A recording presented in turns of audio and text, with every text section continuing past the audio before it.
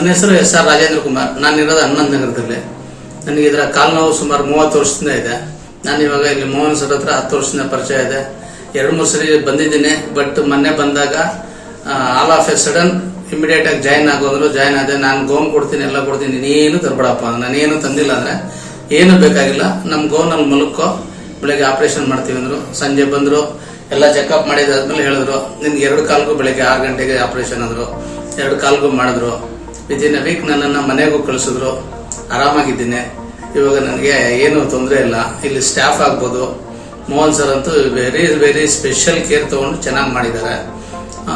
Staff, sisters, boys ಪ್ರತಿಯೊಬ್ರು ಏನಾದ್ರು ಕೂಗಿದ್ರೆ bell ಮಾಡಿದ್ರೆ ಸಾಕು ಬಂದು ಪಟ್ಟಂತ ಏನ್ ಬೇಕು ಏನು ಎತ್ತ ಅಂತ ವಿಚಾರಿಸಿ ಕ್ಲೀನ್ ಆಗಿ ನೋಡ್ಕೊಂಡು ಒಳ್ಳೆ ಮನೆಯವ್ರ ತರ ನೋಡ್ಕೊಂಡಿದ್ದಾರೆ.